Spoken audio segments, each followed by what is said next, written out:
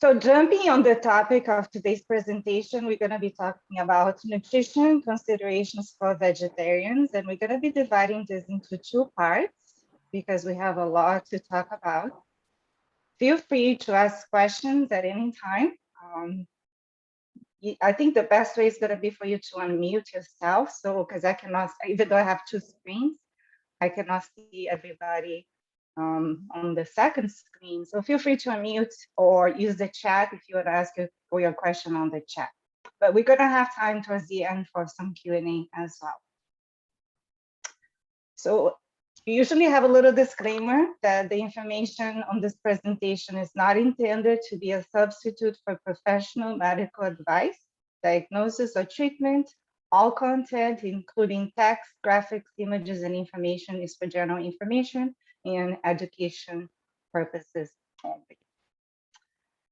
So I'd like to start with the position of the Academy of Nutrition and Dietetics on vegetarian diets, just to set the foundation on why we've been promoting this way of eating throughout our presentations, and if there are certain nutrients we should be paying more attention to.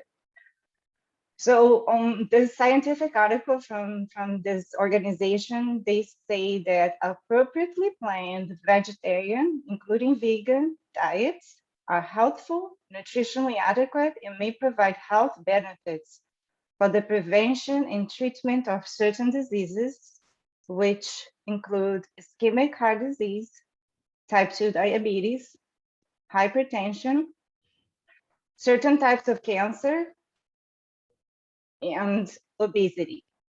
They also state that these diets are appropriate for all stages of the life cycle, including pregnancy, lactation, infancy, childhood, adolescence, older adulthood, and athletes.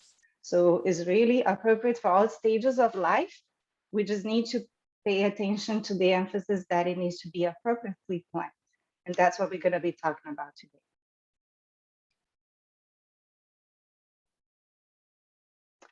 Also, I thought I would, give you guys some updates also on some new research that came out last month on the association of plant-based diets and COVID-19. And that's something that I kept wondering, is somebody going to look at this, if there's any protection for those who eat healthy or eat more plant-based? And sure enough, somebody decided to do the study. So they looked at almost 3,000 healthcare workers from 6 countries, including the US, with substantial exposure to COVID-19 patients. So these were health professionals that had worked at the ICUs or hospital settings where they had very close contact with COVID patients. And they gave these healthcare workers a survey to complete between July 17 to September 25th of 2020, last year. So that's before any vaccine. And they could correlate those healthcare workers that developed COVID-19, that contracted COVID-19, whether it was more mild or more severe, and if they could make associations on the eating patterns that those participants were eating.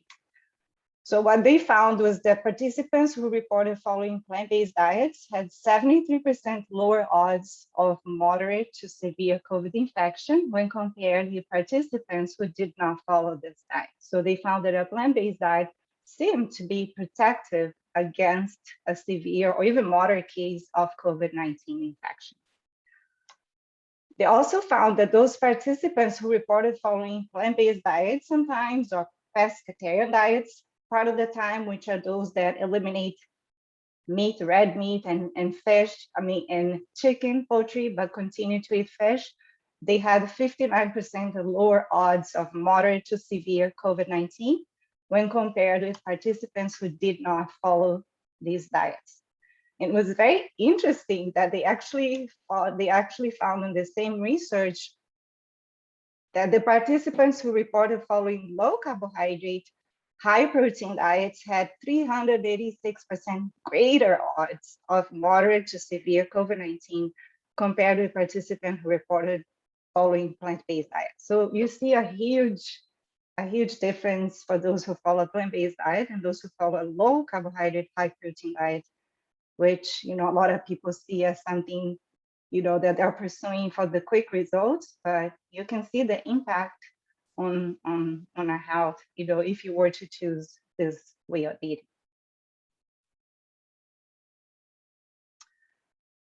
So the Academy of Nutrition and Dietetics, they cite that the nutrients we should be paying attention to when following a whole food plant-based diet, which, you know, it's a more unprocessed form of a vegetarian or vegan diet, that we should be paying attention to protein, zinc, iron, calcium, omega-3 fatty acids, vitamin D, iodine, and vitamin B12.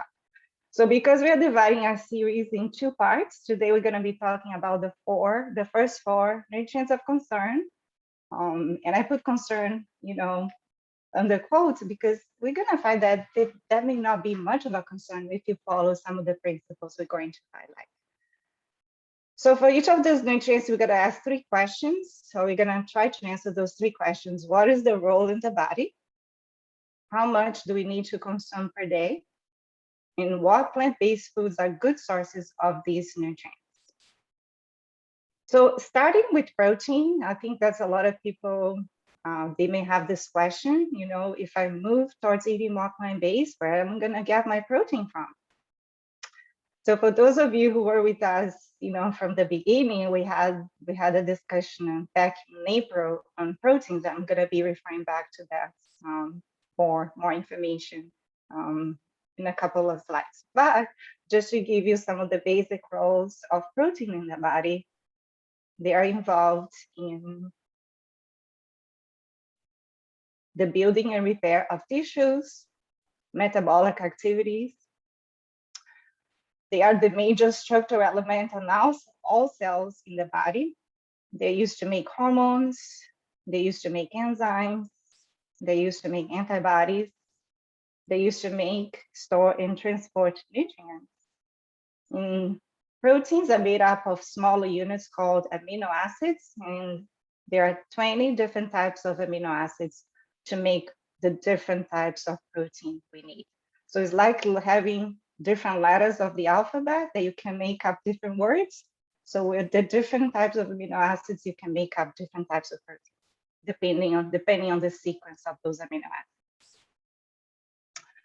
In terms of protein needs, I'm not going to read one by one. This is for your reference. You can find it both here in this presentation and also in the article that was posted already at the AD&D Joy of Eating website. So I'm highlighting, you know, the adults need because, you know, most, if not all the participants here, I believe are adults. So the basic protein needs for a healthy individual is 0.8 grams of protein per kilogram of body weight per day. So you should find out how much you weigh in kilograms, which you can simply do by dividing your weight in pounds by 2.2. And then you multiply this by 0.8, and you get how much protein you should be getting per day.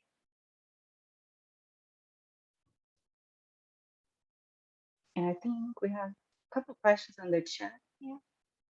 Oh, I think they're just posting the articles. Okay. Okay, so let me go back here. Oops.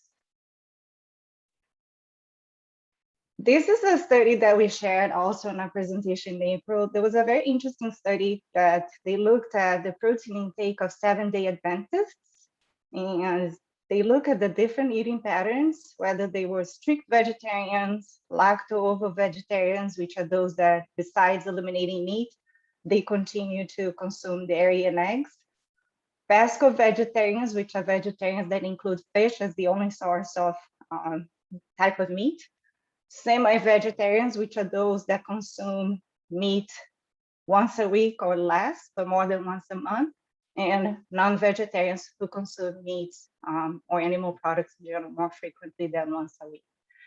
So they found, based on the surveys that they sent to those participants, that the total protein intake didn't differ much. So statistically, they found that they had a similar and adequate intake of protein from all these different food groups. The difference being where they were getting their protein from, whether it was plant protein, animal protein, dairy protein, or soy protein. So this kind of puts us to, to be more at ease that, vegetarians, even strict vegetarians, seem to be getting enough and plenty of protein.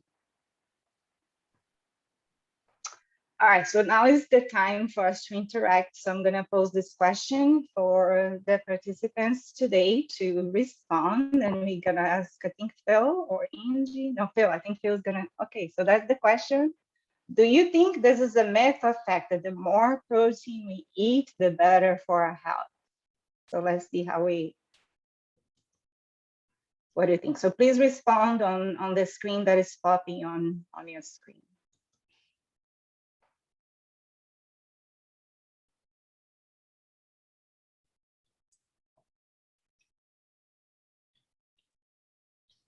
We have about 68% people that have responded. Okay. Oh, I should respond.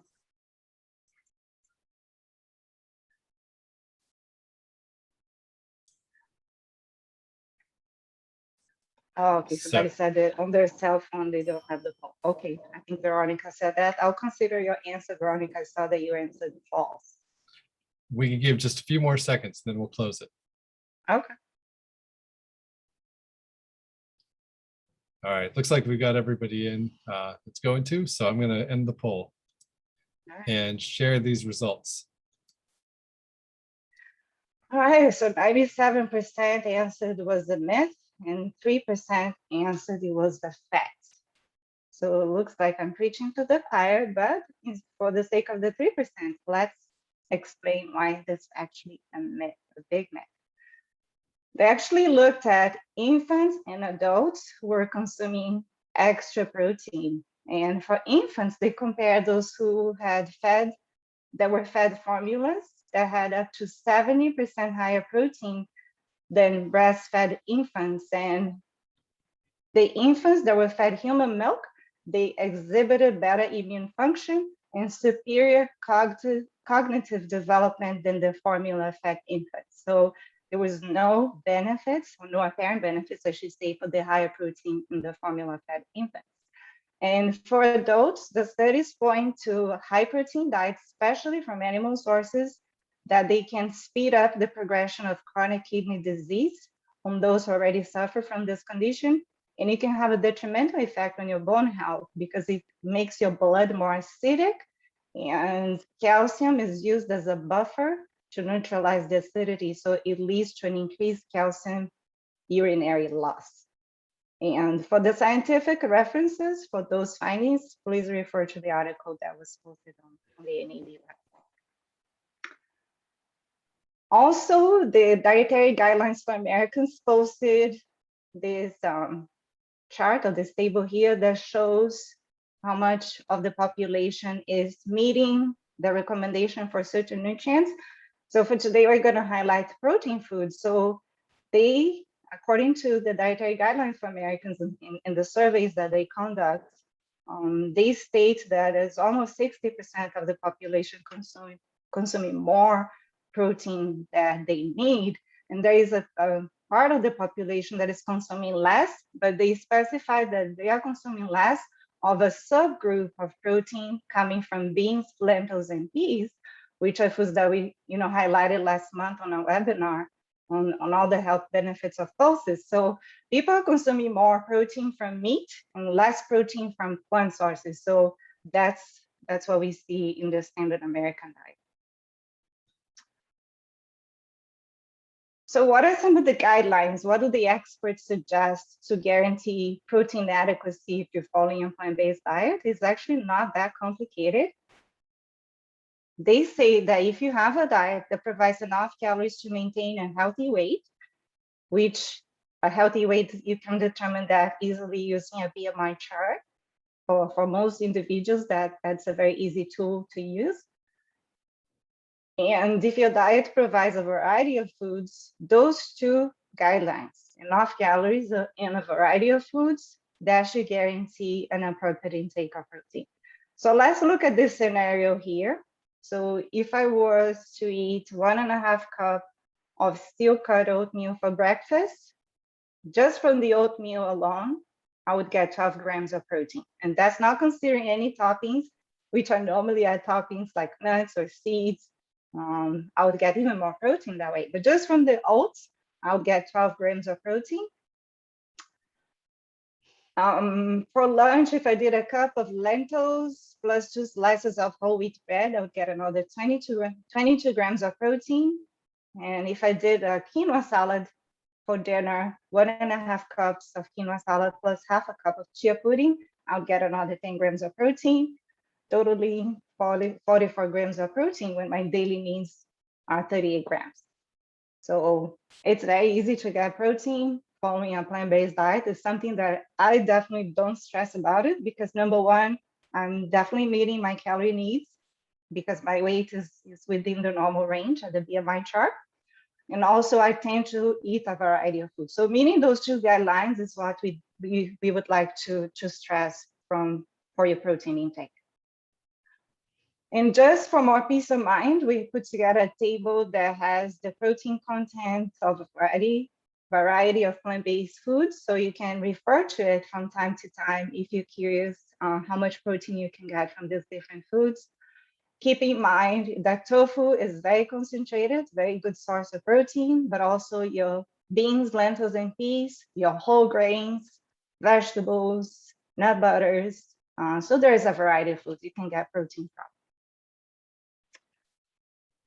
Soy curls. So this is a product I'm going to be using. One of the ingredients in the recipe we're going to be highlighting as the second part of the presentation today for the cooking demo.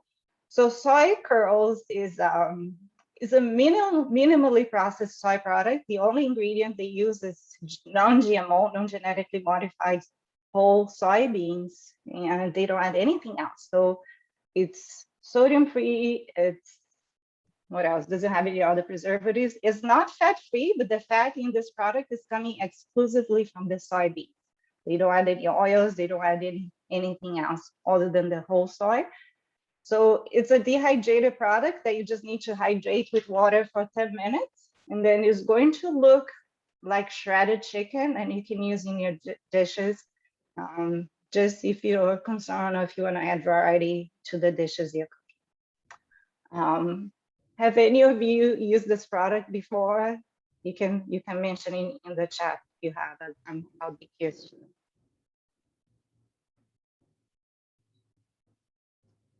Oh, this is a gluten-free product too. You know, if you have somebody that is gluten-free. Okay, so I see there are a few of you.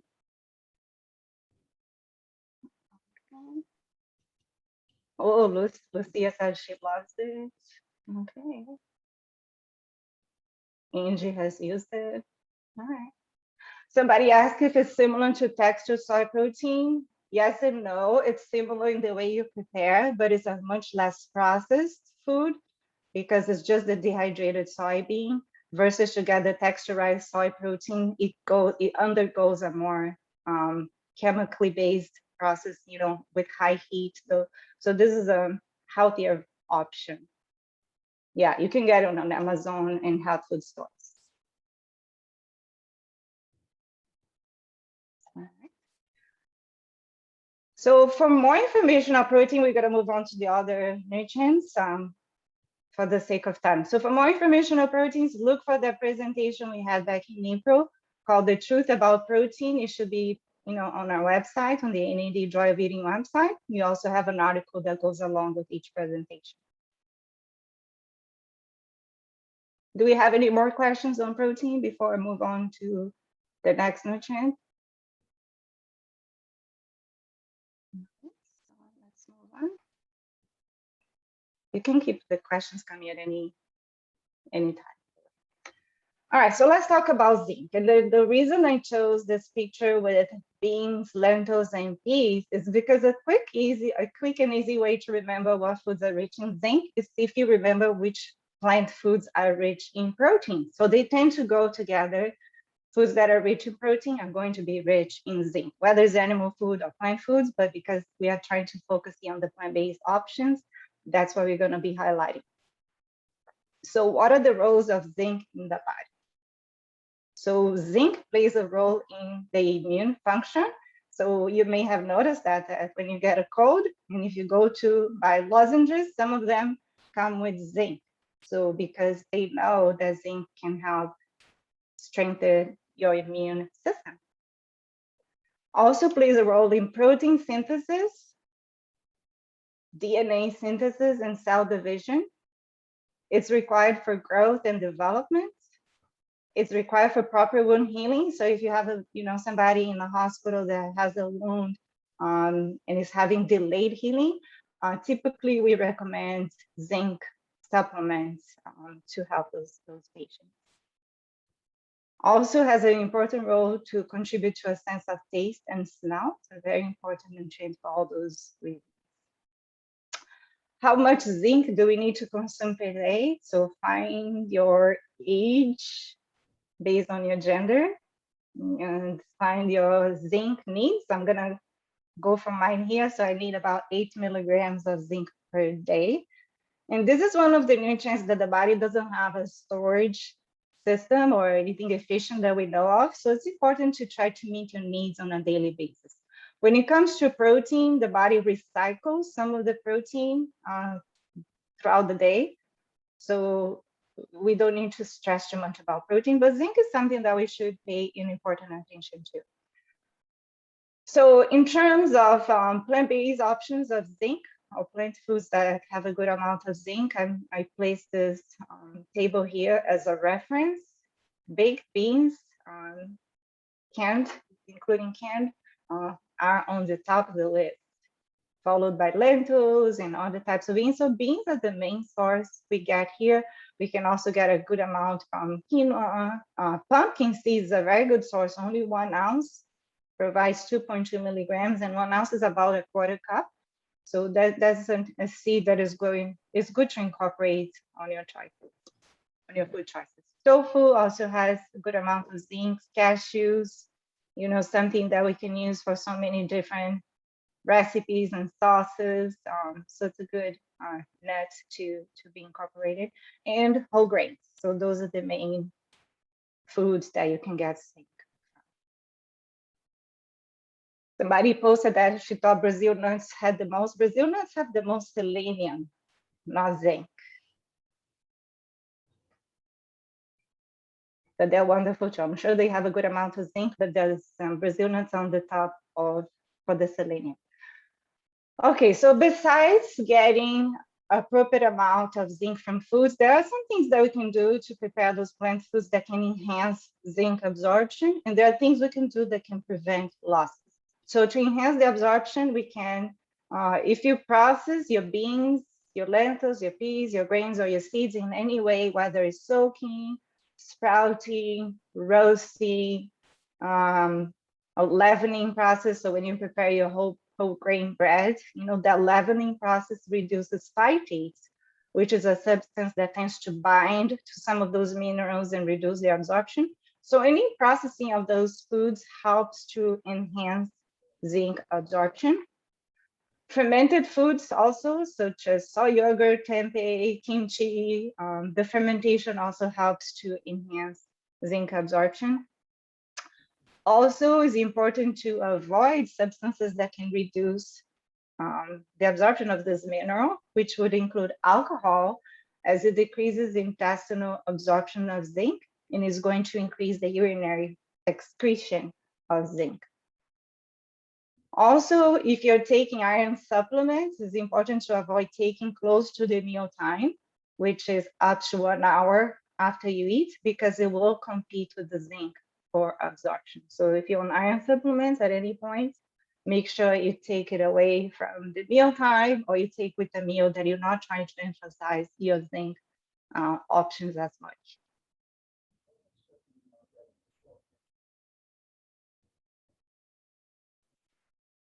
Somebody is asking if we how about coconut milk yogurt. Yeah, any fermented food, the process of the fermentation of the food should help enhance the zinc absorption during the meal. Somebody is asking if you shouldn't exclude fermented foods. I don't know of any scientific reason to exclude fermented foods, especially in that sense, in plant-based options. What are the roles of, okay, switching gears now to iron. And I found this picture that I just made me think of the beauty of creation. You know, the same way God designed our bodies to have the blood vessels bringing nutrients to the different parts of the body. You can see how God designed plants to have, you know, a similar system here to bring the nutrients to the different parts of the plant. So I just thought it was a beautiful picture to illustrate the role of iron, because one of the main roles of iron is that iron is a component of hemoglobin and myoglobin. So it's part of your red blood cells. It's part of the protein that distribute oxygen to the tissues and muscles. And the beautiful thing is that green leafy vegetables is one of those foods that are rich in these nutrients. It's almost like a reminder from the creator that something that is going to be needed for your circulation, you can find in this beautiful food. Iron is also necessary for growth, development, and normal cellular functioning. Is involved in the synthesis of some hormones and connective tissue. So those are some of the main functions of iron. Okay. So let me just respond a couple questions here. So somebody's saying that the spirit of prophecy spoke against fermented food. So I'd like to, you know, if you can bring up the quote, we can read it together. I don't remember reading in regards to that. The next question, how about when you take zinc supplements and a multivitamin, should we take zinc at night or morning instead? So yeah, so you don't wanna take your zinc with iron supplements. So if it's part of the multivitamin, I would recommend that the multivitamin is low in iron. So if you get your multivitamin without iron, that would be even better.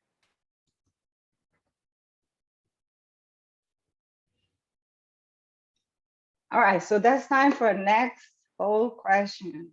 So I don't know if, okay, there you go. So what do you think? Myth or fact, the more iron-rich foods we eat, the better for our health, based on those, you know, roles that we just described of iron? Do you think we should try to consume, you know, more the better, or do you think that's a myth?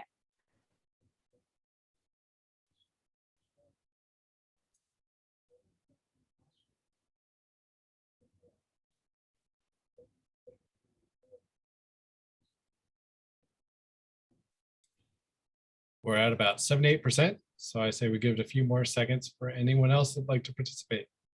All right.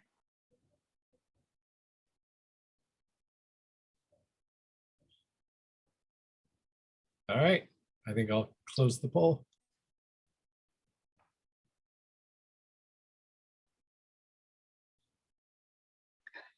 Okay, so 67% said was a myth and 33% think is a fact. Okay, so we have more people now in favor of eating more iron-rich foods. So let's take a look. If the more, the better. So it's actually a myth. And I don't know why these two red lines show up here on my screen. Hope they go away. If not, we'll deal with that. Okay, so let's look at some of the research that relates some issues related to excess iron. So if you have high iron stores, which is much easier to occur on those who eat meat, because the type of iron in meat is called heme iron, is a type of iron that does not have a much efficient regulation in our bodies to just absorb how much we need. So it has a high rate of absorption, which some people may think, oh, that seems like an advantage. But actually, too much iron has actually been associated with an increased risk of type 2 diabetes, has also been associated with the buildup of atherosclerosis, which is the plaques that form inside your arteries, which increases the risk for cardiovascular disease. Also has been associated with the increased risk for multiple types of cancer. So iron is not something we want to have in excess. We just want to meet our needs. We don't want to be deficient, but we definitely don't want to accumulate too much iron. And that's the beauty of the plant-based sources of iron. It's called non-heme. The body has a much more efficient way to regulate and absorb just what is needed. And turn off the absorption when it has absorbed enough. So again, it just, to me, it just points to the creator that he designed this as the ideal for humankind when it's something that the body has a more efficient mechanism to regulate. Yeah, so there's no benefits on excess iron. In fact, it's considered an oxidant if you have in excess. So we should prevent getting too much, which, you know, reminds me that a lot of ladies like to get prenatal vitamins and continue to take them, and even when they're no longer trying to conceive or pregnant. And prenatal vitamins have a very high amount of iron, and that tends to just build up your iron stores too much. So somebody is asking, what if you're severely anemic? So if you're severely anemic, number one, you need to go to your healthcare provider and investigate if the anemia is because of iron deficiency, because anemia can be caused by the deficiency of other nutrients, including B12. So you need to first identify, is my anemia caused by iron deficiency? Is my anemia caused because I'm losing blood, which can be due to an infection? It can be due, to heavy periods. So you need to identify the cause. And if you are diagnosed with, is indeed iron deficiency anemia, you can take iron supplements, but no longer than the time it takes to normalize your stores. You don't want to take that indefinitely because it's going to lead to other issues long term.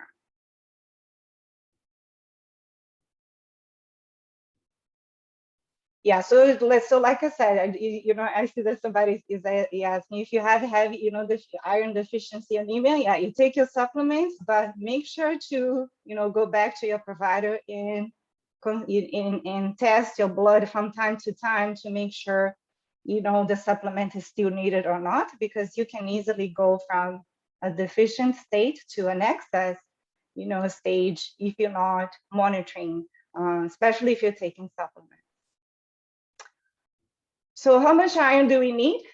Let's look at this chart. So find your age group and find your gender here. So again, I'm gonna look at myself.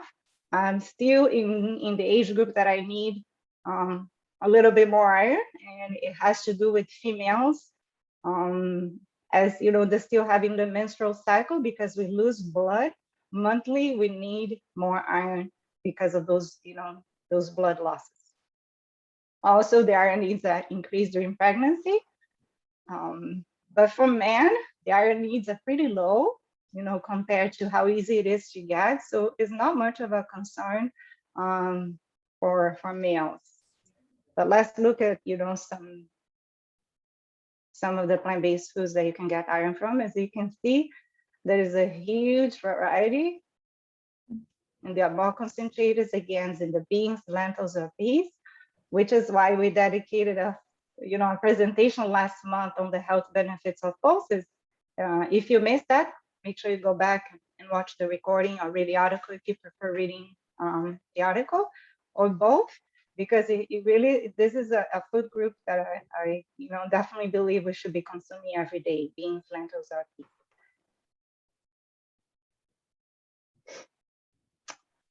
When it comes to iron, there are things that we can do also to enhance the absorption and prevent losses. So the research shows that if you eat your foods with vitamin C rich foods, so those foods that we showed previously that are good sources of iron, if you combine them with vitamin C rich foods, such as oranges, bell peppers, peaches, strawberries, kiwi, pineapple, those will help to enhance the absorption of iron. But also fruits in general,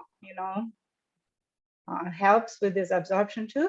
And foods that are rich in carotenoids, which are your yellow and orange fruits and vegetables, and green leafy vegetables, which are listed here.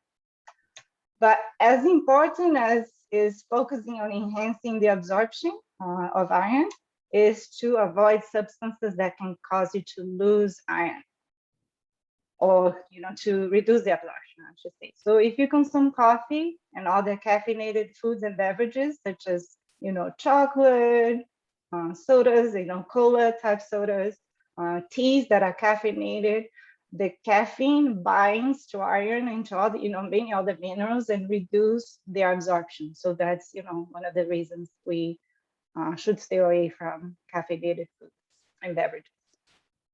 Alcohol also decreases the absorption of iron. Tobacco. And if you take calcium supplements at the meal time, it can also bind to the iron. So if you take calcium supplements, try to take them away from the meal time, or you can ask for the calcium citrate type of supplement that doesn't require to be taken with food.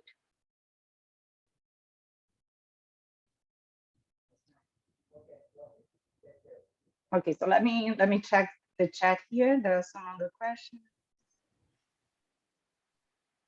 Okay, I think I answered all of them. So back here to the role, now switching gears to calcium. So calcium is the most abundant mineral in the body. So we talked previously about zinc and iron, those are minerals too, but calcium is the most abundant mineral in the body. It's stored in your bones, in our bones and teeth. And a small amount is also required for your muscles to function well, for also your vascular system to contract and dilate, for nerve transmission and hormonal secretion. So those are the main functions of calcium in the body. So it has a structure function and a metabolic function as well. How much calcium do we need per day? So this is actually a little bit controversial. This is the table provided for Americans, and you can see that the needs tend to go up quite a bit for once you pass 3 years of age. Part of the reason why they tend to recommend a higher calcium intake for the American population is because of the higher protein intake that has been observed. In the higher protein intake, like we mentioned before, tend to lead to some calcium excretion through the urine. So to compensate for that, they have a higher recommendation of calcium to Americans, especially those who consume meat. But if you look at the World Health Organization recommendation, they say 500 milligrams should suffice for most adults. But nonetheless, that's the table I'm gonna share with you guys. But you can always, take this with a grain of salt based on that information. So the calcium content of selected plant-based foods is listed on this table here. Tofu, it's on the top, but there's a caveat. You need to buy the tofu that is prepared with calcium sulfate. Some tofus are prepared with magnesium instead of calcium. So you need to refer to the label if that's one of the sources of calcium you want to get from your food choices. It would be definitely on the top. Next, you would have your plant-based milk substitutes, which are fortified with calcium. Not all of them are. So again, you need to refer to the label. And then we have green leafy vegetables as being a great source of calcium. And then you have some of your beans here, sweet potatoes, some nuts, even dried fruits like figs, orange. So you have, again, a variety of options, that if you eat a variety of food, you should be getting plenty of calcium. My time here. An important discussion on calcium is not just looking at the total calcium in the food, but also how much of it is actually absorbed. So there are some studies that have analyzed how much of that calcium is actually bioavailable, is actually absorbed. So if you look at milk, for instance, which is the food that most people tend to think about when we discuss calcium, 1 cup of 2% milk contains about 300 milligrams of calcium. But when you look at this chart here, only about 30% of that is absorbed. So you're not absorbing, even 100 milligrams of the calcium in your milk if you consume milk. And same for soy milk that is fortified, is on the same range. But when you look at collard or mustard greens, for 1 1/8 of a cup of cooked greens, also you get about 300 milligrams of calcium. But when you look at the chart for the bioavailability, you have at least 50%, if not more, that is actually absorbed. So the top foods that are absorbed, that the calcium is actually absorbed into your body are all plant-based foods. And if you look at, if you read here the options, we have cauliflower, watercress, cabbage, Brussels sprouts, rutabaga, kale, mustard greens, bok choy, broccoli, and turnip greens. So those are the more, hearty vegetables, if I can say it this way, that you can think, oh, they have more minerals in them, so they have more calcium.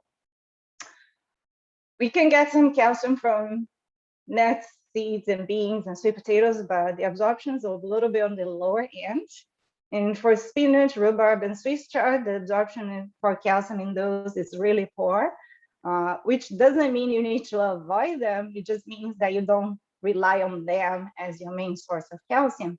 So if you're trying to boost your calcium intake from plant foods, definitely look at those on the top of the chart. But you can continue to enjoy all the plant-based foods because they have other health benefits as well.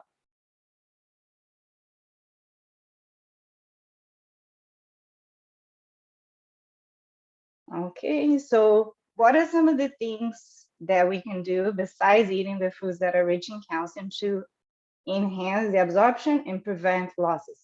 So when you eat a diet rich in fruits and vegetables, that tends to make your blood more alkaline. So even people that they're eating a diet that is higher in protein, by boosting their fruits and vegetables intake, they can it can help decrease the acidity in their blood just by boosting fruits and vegetables.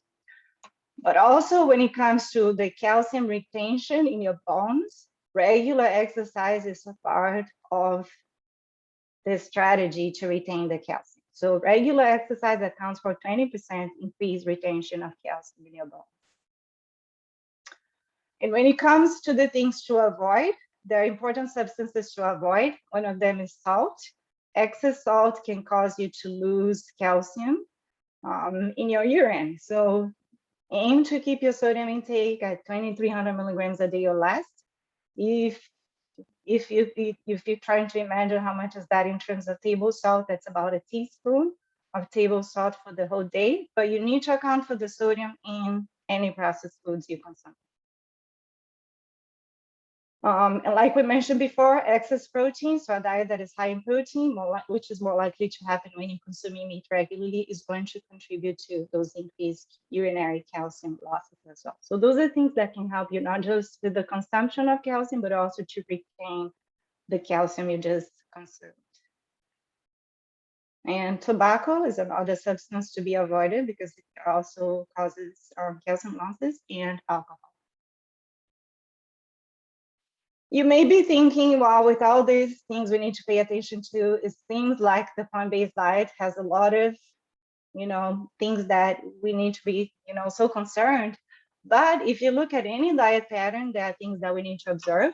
And the worst diet pattern is the SAD diet, the standard American diet, because it has been found to have excess saturated fat, excess iron, which we shared, that it can increase the risk for certain conditions, excess cholesterol, excess sodium, excess added sugars, it's low in fiber, it's low in vitamins and minerals, it's low in antioxidants and phytochemicals. So any diet pattern we follow, we need to follow responsibly, but the plant-based diet is the one that has offered the most benefit. So just to summarize what we've discussed, some important principles that we should follow to guarantee the adequacy of those nutrients. Consuming enough calories to maintain an ideal weight. So if you're not sure if you have an ideal weight, you can refer to a BMI chart. You can just Google BMI chart, or there are BMI calculators that you can plug in your weight and height, and it can tell you how your weight is based on that. The principle of variety, I cannot stress that enough, that we should be varying the types of foods we eat throughout the day, throughout the week, throughout the month, and throughout the year. So, you can vary the types of beans you're eating throughout the month. You can vary the types of fruits and vegetables you're eating throughout the day. You can vary the types of grains, right? So instead of eating whole wheat bread 3 times a day, you can eat whole wheat bread, you can eat oats, you can eat brown rice. So grabbing your nutrients from a variety of foods gives you a variety of nutrients as well. Regular checkups is important for anybody, not just those following a plant-based diet, because it's going to help you identify if you have any deficiency or if you have anything in excess. It's good to also inform your healthcare provider if you follow the type of diet that you follow, so they can order specific labs to help assess those nutrients. Supplements is something that I think is a good idea to always discuss with your physician and dietitian, because the supplement industry is not regulated by the FDA. So it's important to know if you need to take a supplement, how much, how often, when to check your labs again to make sure those supplements, are still at the amount you need, and which brands specifically you should look for. And I just like to finish this presentation looking at the beautiful variety of plant-based food that God has created for us. If you look at the different types of beans, the different types of vegetables, the different types of fruits, nuts and seeds, potatoes and other roots, and whole grains, it's definitely a statement that the Creator intended for us to eat a variety of foods, right? Because He could have created one type of bean, one type of grain, and you would have to eat just those foods. But we have evidence, in nature that God intended for us to eat a variety of foods. And I finish with a statement from the book Counsels on Health, page 114, paragraph 2, which says, God has furnished man with abundant means for the gratification of an unperverted appetite. He has spread before him the products of the earth, a bountiful variety of food that is palatable to the taste and nutritious to the system. So I highlight here the principles we discussed before. You need to eat an abundant amount of food, enough to maintain your healthy weight, a variety of foods to get you the nutrition you need, but as is the motto for this club, food needs to taste good. The Creator had this in mind when He created the foods.